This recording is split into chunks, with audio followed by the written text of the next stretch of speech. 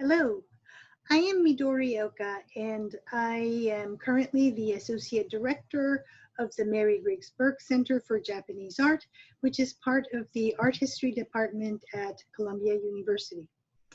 I would like to thank Yumi Nagasawa of the Education Department of the Japan Society for inviting me today, and also Benjamin Warren of the Japan Society for tech support.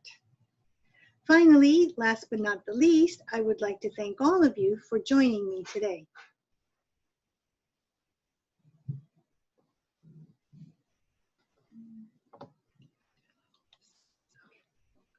The topic of my first presentation, the Momoyama period, is brief, from about 1568 to about 1600. The previous Ashikaga period, named after the family of shoguns that ruled during that era, experienced some notable cultural developments, such as the tea ceremony, to name one, but was one of the most destructive times in all of Japanese history, full of civil wars and political and social disorder. For example, in the 15th century, there was a civil war that destroyed Kyoto, notable as the cultural capital of Japan even today. But as Manny Hickman in one of your readings describes it, the Momoyama period was a time of, quote, prodigious building and magnificent delay, end quote, as I hope I am able to convey to you through this presentation today.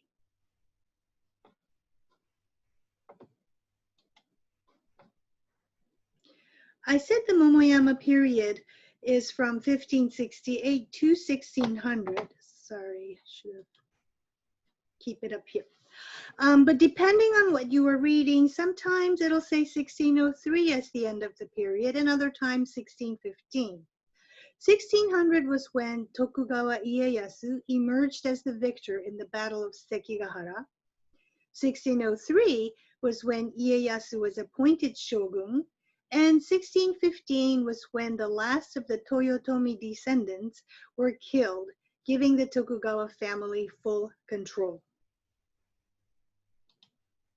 There are three figures that must be discussed at the beginning of this narrative: the warlords Oda Nobunaga, Toyotomi Hideyoshi, and Tokugawa Ieyasu, whose efforts finally led to the unification of Japan after so many years of warfare.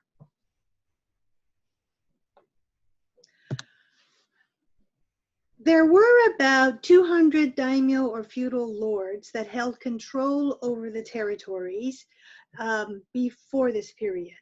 And it was Oda Nobunaga who succeeded in taking control first by chasing the last of the Ashikaga shoguns out of Kyoto in 1573, and then ruthlessly slaughtered his enemies, whether they were other daimyo, members of various Buddhist sects, or military bands of peasants. Nobunaga has a reputation of having been one of the most brutal people, and was eventually attacked by one of his own men and had to end up taking his own life. So here's a portrait of Nobunaga. In the middle is Toyotomi Hideyoshi, and he continued with the consolidation of power through other provinces that Nobunaga had not yet reached. Hideyoshi is also notorious for his two attempts to invade Korea in 1592 and in 1597 in an attempt to open trade with the continent. But legend says that typhoon force winds stopped his first attempt, and the second was halted by Hideyoshi's death. Finally, we have Tokugawa Ieyasu on your right. He was the one that emerged as the victor, especially after the Battle of Sekigahara in 1600, which led to the establishment of the Tokugawa shogunate, or Bakufu. And the next period, so that would be the Edo or the Tokugawa period, will be the topic of my next presentation. So this warrior culture greatly influenced the production of what we can appreciate as art today. I hope that someday soon you will have an opportunity to visit the Metropolitan Museum of Art in New York City, which is a wonderful resource where you can see some of these types of Japanese armor actually on display. Armor, of course, was very important for military rulers and fighters, and they are constructed quite intricately, utilizing iron for protection. For example, like in the breastplate here, most notably, or in the main parts of the helmet, the whole thing would be iron. And also was used for other areas such as the shin guards, the feet guards. The arms are sometimes actually made of lacquer, but anyway, I think you see what I am saying here. And these other parts were also meticulously put together using lots of silk cords to connect the pieces made of materials such as leather and lacquered wood or metal alloys. After the Momoyama period, during the Edo period, when there were no more wars to be fought, armor was still a status symbol and the daimyo wore them for show during processions or for receiving guests at his residence. To your left, it's a wonderful earlier armor from the 14th century that is said to have belonged to Ashikaga Takauji. Now, this type of garment is called a jimbaori. It's a kind of vest, or often called a surcoat, which would have been worn over armor for extra warmth or protection. But their designs were remarkable, like here, where you see the large crest of the Naito family prominently featured in the lighter color against the dark background in the top half of the garment.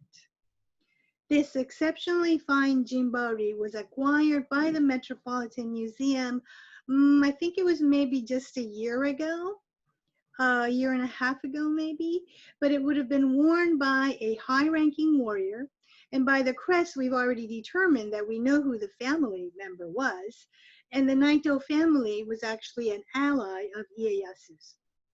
The vest, or the black part, is made of wool imported from the West, and the lower half is made of Chinese silk brocade with a gold and silver design of dragons and clouds. I'm sorry, it's a little bit difficult to see that in the slide. Now, during wartime, markers such as flags and banners became increasingly important as the sizes of armies grew. The military leaders especially needed to stand out on battlefields, and this necessity led to the development of extremely individualized helmets called kawari kabuto, which can be translated as, I'd say, unusual helmets.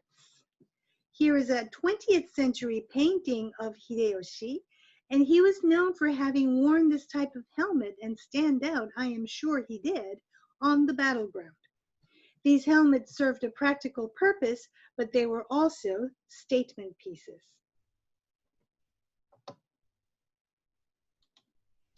Now, here are a few more outrageous ones that I think are from, they may be actually from later centuries. So during years of warfare, the helmet served practical purposes, but during the Edo period, they continued to be vital statement pieces for the daimyo, even if they were really just for show. As you can see here, a little bit ridiculous looking sometimes. I particularly like the second one here, which takes the dragonfly as a motif, and you can see the large bug eyes and then the dragonfly wings. But dragonflies were known as strong insects, and oftentimes these daimyo like to take symbols of strength when creating their helmet designs. Now, finally, here are a couple examples from the Met's collection again, from the 16th and 17th centuries. On your left, it might be a little bit difficult to tell, but I tried to enlarge this part here. Here it is. So this is a zuking, or it's like a headdress scarf, if you will, for men. And this is ornamented by a little statue of the Buddhist deity Fudo, called the Immovable One. And he was particularly popular as a protector for people that went into battle. And Fudo is also known to be a protector for you against all sorts of misdeeds, including like disease and famine and so forth.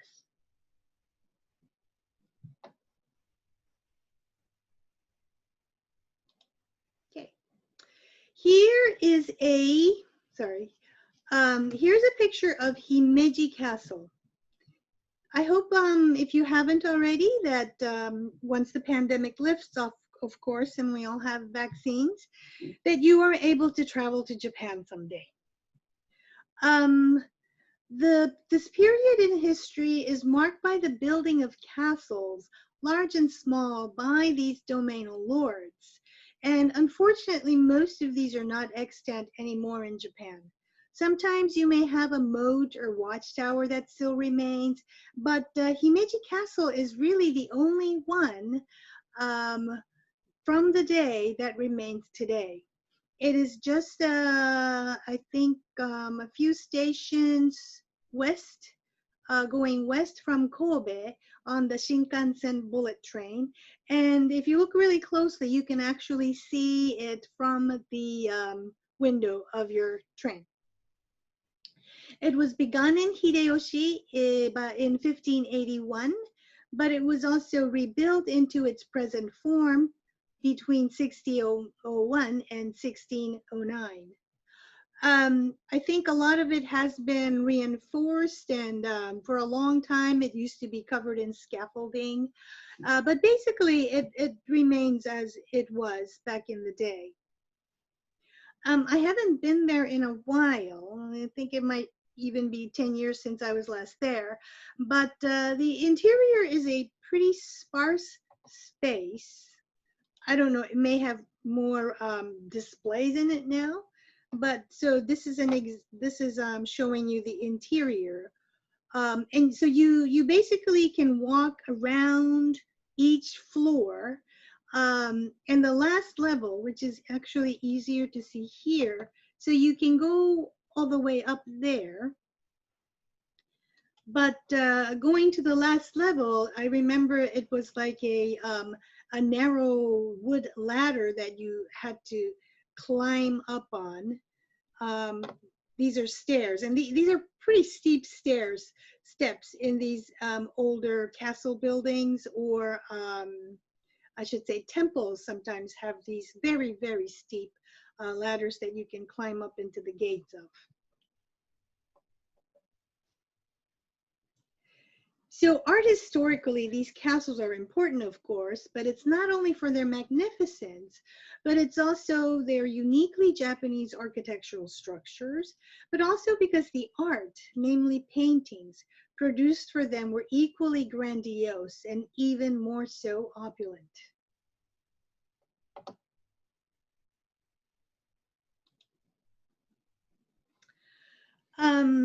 So this is a single screen. I'm sorry, it's cut off over here. It would have continued to about here. And there is only one screen left, but it probably had a pair to it that would have been on the other side. And we can say that because this lion is looking this way, and that's usually compositionally how these pairs of screens were created and connected to each other visually. So, Kano Eitoku, the Kano school was established in the 15th century, but it was the premier lineage of painters from its inception until the Edo period. Kano painters received commissions from powerful daimyo and rulers, and Eitoku is known especially for his very large sliding doors called fusuma, or folding screens like this one called byobu. When I started my talk, I had a large screen showing a big cypress tree, and that was also by Kano Eitoku. So the Kano school, if you will, is like the establishment school. In the beginning, like I said, until the Edo period, and even beyond, most or a lot of painters went through Kano school training. So Eitoku is known for his larger-than-life, dynamic, and bold compositions like you see here. The exact circumstances of this commission is not known, but some say Hideyoshi used it as a backdrop at his military headquarters, and others say that he presented it to a different warlord as a conciliatory gesture. But scholars really do not know the circumstances under which these screens, of which we have one left, were created. Sorry, trying to manipulate various screens. Either way, these types of folding screens with images painted against gold leaf backgrounds would have adorned large rooms of castles. If you have traveled to Japan, you probably went to Kyoto and visited some temples or even Nijo Castle. Please try to imagine that these castles and temples relied on natural light during the day and at night only had candles to light up their rooms. So large screens with gold leaves that would glisten in both natural light or by candlelight would really have contributed to the ambiance of a room, never mind the strong presence of the strong image like these lions in a room. The other thing to imagine is that one would have been seated on a tatami mat floor, so you would not even have been eye level with these lions. If you have a chance, please go to the Met where you can see folding screens on display. But when you do, imagine yourself being seated on the floor with them. Because actually, when you have screens in museums being displayed, they would be raised on a platform. So you have to try to imagine that you're on the ground with the screens. And also, in this case, you can imagine somebody like Hideyoshi, who probably he could have been seated in like a low chair-like thing, or on a tatami, on cushions on the tatami mat. But how commanding this would have been visually. When I say gold leaf, can you tell? You see, like that's like a square, square, square. Over here too. These sheets are called kirikane or cut gold leaf, and they are about, each of them are about yay large, and they are really, really thin. It's like if you take tissue and you're able to pull it apart, they're that thin. But these golds, the gold, cut gold leaf would have been applied onto the surfaces to make these grandiose, opulent screens. I can't go into much more detail on that topic, but let's see. Okay. Buddhism was introduced to Japan in the 6th century, but by the 8th century, Buddhist temples were patronized by the upper echelons of society, be it aristocrats or ruling families. By the 12th century, Zen Buddhism is established in Japan, and Daitokuji is a Zen temple in Kyoto, which grew in prominence, especially during the 16th century, for its patronage by the military rulers, for its association with the tea master Sen Norikyu, who is buried there. So this is the entrance to the temple Daitokuji, and some temple grounds are large. Daitokuji tends to be more compact, but they all, the main important ones all have multiple buildings within the confines.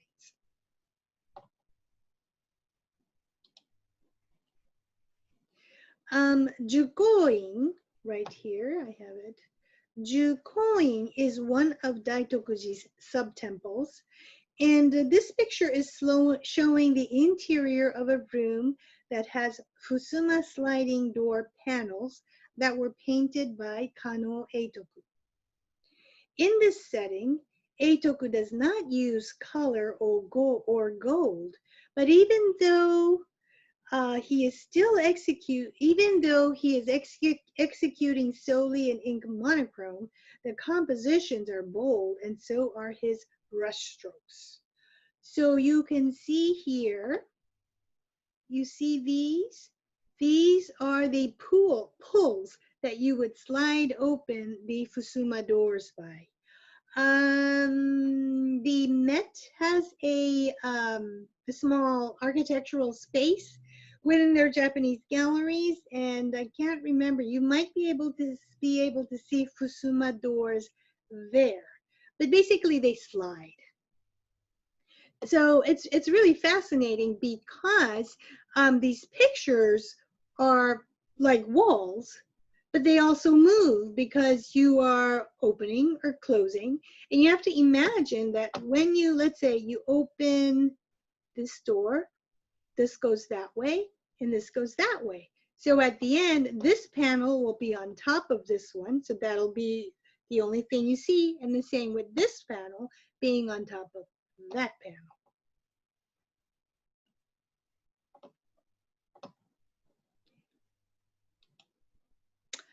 Here is a detail of the 4 panels in what we can say is in the back to us that show a plum tree and some ducks swimming by right here.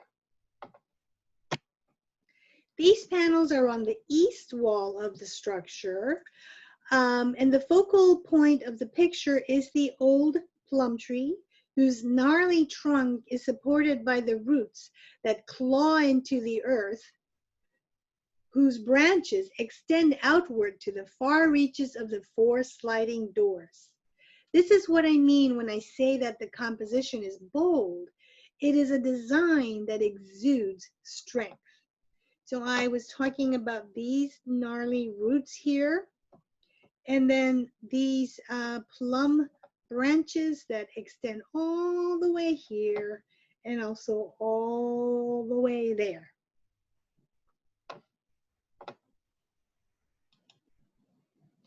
Here are 2 panels that face the 4 that we just saw. And again, we can see how strong the composition is, especially in the way the pine tree is depicted, with the exaggerated roots and gnarly branches that are accentuated by the pine needles. But then again, on the left panel, you can see how the branches lead our eyes, like this, to the crane below, whose head is elegantly bent and subtly animated by the way the legs have been drawn. So again, we have the bark of the tree being very prominently featured, and also the rock formations in the background are strongly accentuated by these brush strokes here.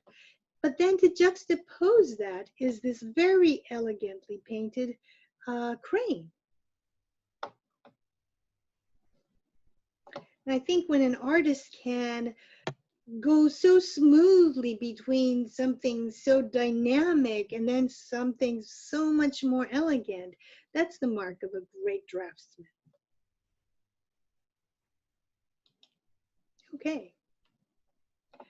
Rikyu, that I've already mentioned, influenced the development of the tea ceremony, and he is a very important cultural figure who served both Nobunaga and then Hideyoshi.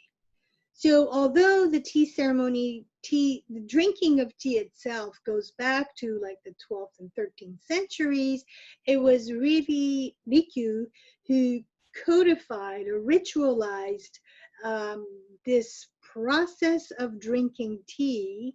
And if you've participated, I think you know, but when you become really good at it, which I am not, one is able to sort of be in the zone, and it's supposed to be an extremely calming exercise, where you are able to really, really focus on the moment and on every motion that is required in this ritualized ritualized thing. Let's see. The story of Rikyu is actually a tragedy, since he was a seminal figure, a transformational figure for ritualizing the tea ceremony, but he had a falling out with Hideyoshi and eventually was ordered to commit suicide, which he did. There's a great movie called Rikyu, simply called Rikyu, from the 1980s, I think, and I think you might be able to track it down. So here's the English language poster for it and the original Japanese poster for it. Here is Rikyu's main tea house, Fushin-an, which is on the grounds of Daitokuji Temple. And here's an exterior shot and an interior view. It was not a large building at all. It is a very small one, but not the smallest in terms of Rikyu. Okay. So I assigned the introductory essay by Mani Hickman from the exhibition catalog, Japan's Golden Age, Momoyama. And these are scans from the section on the tea ceremony. If you are like me and you like books, to flip through and look at pictures and read here and there, I highly recommend this exhibition catalog on the Momoyama period. It really covers it very well. And I looked online and they're available pretty cheap. So I think you can get a rustic feel from the tea utensils arranged here, perhaps. Please take a moment to really look at the implements here. Tea bowl, that's the water scoop. This is the where you boil your water. That would be made of, is an iron pot. Here is a tea caddy and another tea bowl, but that's the one that you would be whisking the tea in and perhaps drinking from. And this is a water bottle. Looks like another tea bowl here. You can't see it very well, but this is an area called the tokonoma, which is still part of a traditional Japanese home. Nowadays, homes they tend to be wall-to-wall carpeted, but if you wanted to incorporate like a tatami mat room into your new home, you would still probably have a tokonoma, where you would display a hanging scroll. You just see the bottom of it here, and like this really beautiful minimalist flower arrangement in a very rustic looking bamboo flower pot.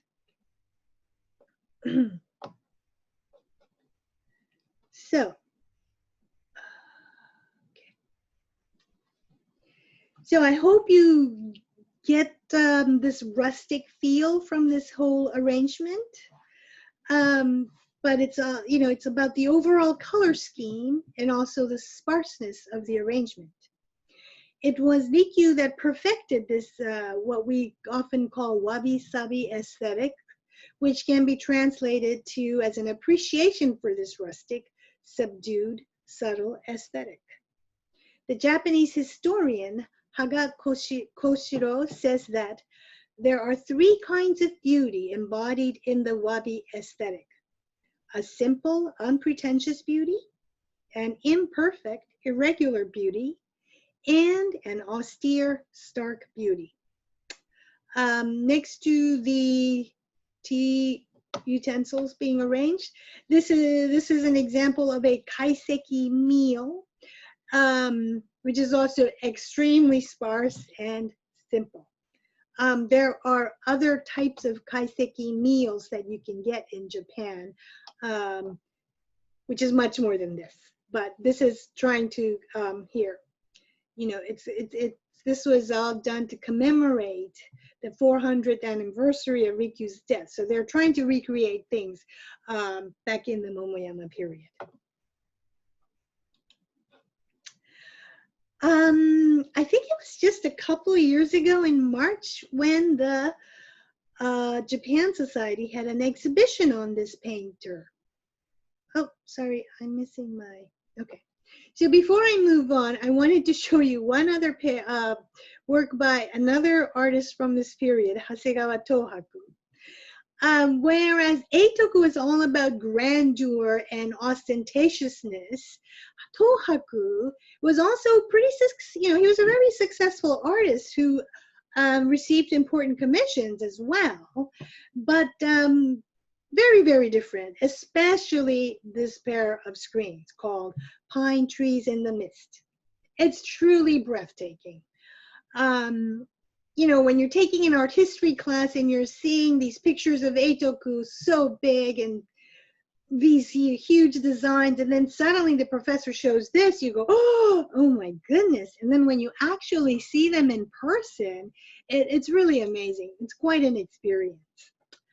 The minimalist approach and almost abstract nature of the pine trees here that disappear into the mist may seem more contemporary sometimes than being from the late 16th century. It shows off Tohaku's mastery of ink, as that is how he is able to create the scene of pine trees disappearing into the mist. And then I have this one. I'm sorry it's a little blurry, but I just downloaded this off the internet. I think it was just a couple years ago in March when the Japan Society had an exhibition on Hasegawa Tohaku. And on display at the time were these replicas of pine trees in the mist. Pine trees in the mist it's either designated a national treasure or an important cultural property. So that is probably very unlikely that would, you know, travel outside of Japan because of the risks that accompany travel all the time.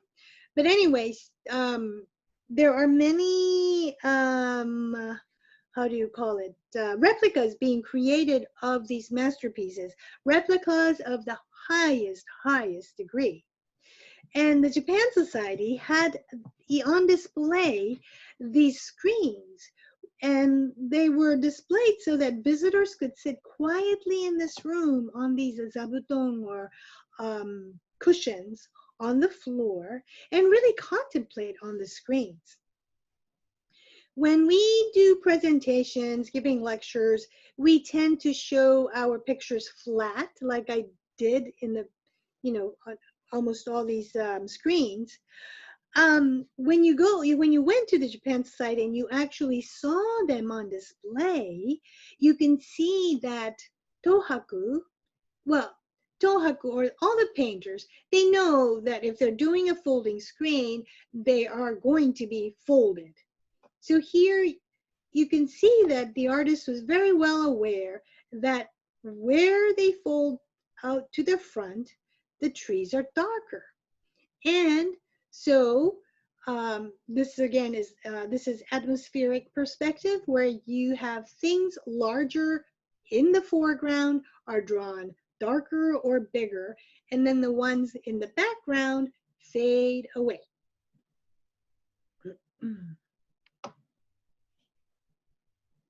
I'm sure Yumi remembers this exhibition fondly.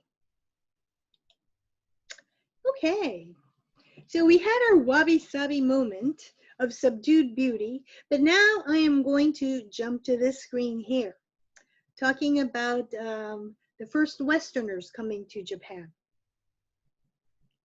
Portuguese traders were the first Westerners to set foot in Japan in 1543. It was the age of exploration, of course, and the Portuguese sailed down the coast of Africa and around the Cape of Good Hope, reaching India in 1498, China in another 15 years or so, and then Japan in 1543. Christian missionaries followed, and in 1549, the Jesuit Francis Xavier arrived in Japan and remained there until 1551. He actually returns and dies in 1552, but he is in Japan until 1551, right before he died. Christian missionaries successfully proselytized under Nobunaga, who thought that Christians may be useful in combating what he considered pesky Buddhist priests in the region near his capital. Christianity spread, especially in the southern or western areas of Japan, because that was where the ship sailed into. And one of the daimyo from Omura domain, which is in current-day Nagasaki, became the first lord to actually be baptized. Such daimyo were interested in trade with the Portuguese, and of special interest were Western rifle-like guns, but smaller than a musket. And soon, even Nobunaga had organized the first major gun unit in a Japanese army. Great movies that recreate battle scenes are The Shadow Warrior from 1980 and Rang, which is based on Shakespeare's King Lear from 1985, both by the famed Japanese director Akira Kurosawa. So in case you want to check these out, the first one is called The Shadow Warrior, or Kagemusha, and the other one is Ran, spelled R-A-N. Of course, there's the miniseries Shogun. I don't know if some of you are familiar with the novel or the miniseries, which was starring Richard Chamberlain, which aired in around 1980, about these decades, around 1600. The book in paper, it was huge. I never read the book, but I think I saw most of the miniseries, and it's okay. I think you'll enjoy it. Anyway, the Jesuits introduced Western pictorial art in the form of oil paintings and copperplate etchings to Japan, mainly as they needed votive pictures of important Christian figures like Mary and Jesus and the saints for personal devotion and for churches that were being built in Japan, especially around the Nagasaki area. A seminario was established which included the teaching of Western methods of painting and printing. In 1583, Giovanni Niccolò, a Jesuit missionary, came from Naples to Japan to be a painting instructor. This screen is not of a religious theme, but of a generic king and members of his court. Although awkward in execution, a student perhaps of the seminario has tried to paint figures absolutely foreign to him in appearance, but also in technique, such as trying to use shading and a different concept of depicting space than in traditional Japanese or East Asian paintings. So, you know, of course, we take it for granted because we are so used to seeing Western paintings, basically, but for a Japanese painter, artist, for example, simple, but they would have never painted legs like this. Never, ever, ever. So this was quite a challenge for them, and that is why these look so awkward. All right. Sorry. Okay. These are objects that are associated with Christian worship, such as the altarpiece on the left with a painting of Mary and Jesus, and the lectern on the right with the IHS symbol of the Society of Jesus. These are both in the Peabody Essex Museum in Salem, Massachusetts, where they probably have the largest collection of Asian export art in the US at least. And they have a lot of these really fine lacquer pieces from the Momoyama period, which actually, these are wonderful, especially these, because it's a coming together of East and West. these subjects are Western in that we have Mary and Jesus here, and then the Society of Jesus, the symbol over here. But this lacquer technique called makie is of the highest kind, the best of its time. It's where you use a lot of shell inlay. As you can see, you see the shells here. Yeah. So it's showcasing the best of Japanese craftsmanship at the time with these Western components. But please take a look at how awkward, especially this breast is over here. And Jesus, I think the expression on his face is not quite cherubic, you know, that sweet baby face, but a little adult looking perhaps. But again, I think this is especially like the artist having a problem trying to draw the breast because there was no tradition of practicing drawing nudes, for example. Anyway, nonetheless, these are wonderful pieces. Okay. Now, these types of screens are called Namban screens, which show the arrival of the Westerners to Japan. Namban translates as Southern barbarians, but they were called Southern because the Westerners always arrived from the southern seas. There are about 100 singles or pairs of these screens known to be extant nowadays, but they were quite popular at the time. So I will show you a couple more after this, but this one again is from the Peabody Essex Museum. This is a single screen that they have, but most of the time when we have single screens in collections now, it's presumed, especially by the composition, that there would have been a pair to it. So there would have been a pair to this one, but this is the side where here's the ship approaching. Japanese shore right here. Okay. All right. So this is one from a pair. I'll show you the pair to this one next. But these are stylized in their depiction, and so the pattern is that they can either be showing a ship leaving Macau, where they could have been before arriving to Japan, or the ship arriving to Japan, as we see here. And just like we did in the last picture. So the ship is arriving, and they are going to come ashore here. Now, the other half of the screen is like this. And so now they are on Japanese shore in Nagasaki. And you can see there's a group of Japanese people over here. And then here is the kind of parade of the Westerners. And this is actually a group of Chinese people here. I think they're Chinese women. And then these are all different kinds of shops and the town. I think this is a place where the Christians went into, and you can, they must be the ones that are already there in Nagasaki, and you can see their priests wearing their rosaries, whereas these are the traders that have just arrived. Okay, here is a detail from that picture that we just saw. Here's the group of Chinese women, well, Chinese, yeah, and then I don't know if you can tell, but the Westerners are always in these screens painted extremely tall.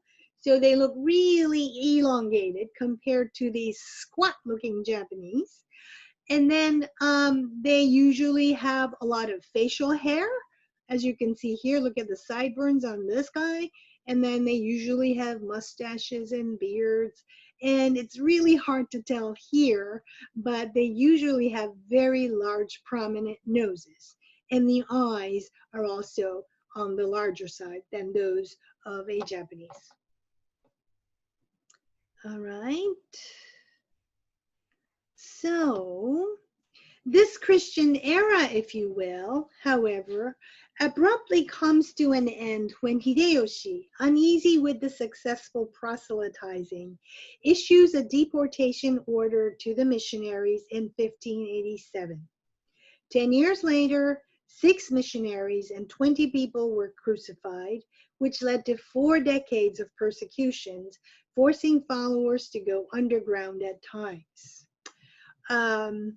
There was also infighting amongst the Christian groups by this time, like the Franciscans and the Jesuits getting into arguments. So by underground, we have a term called kakure kirishitan, meaning hidden Christians, and literally there were people, the officials would come seeking them out. There was a bounty on them, and they could not worship openly, so they would have to be secretly worshiping.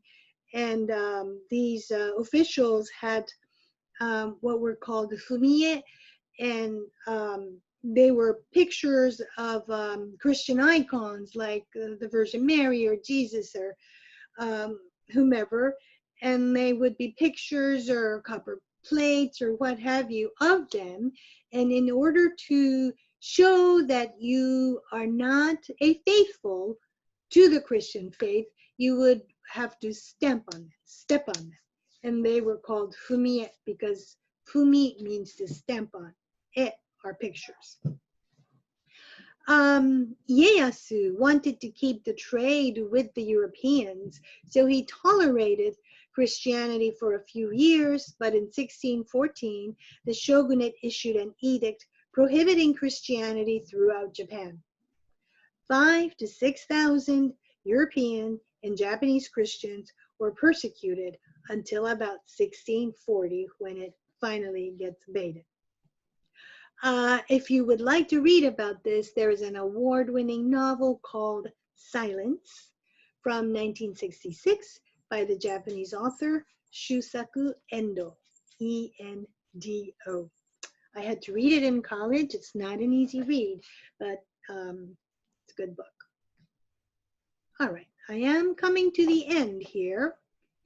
And I cannot end on that grim note.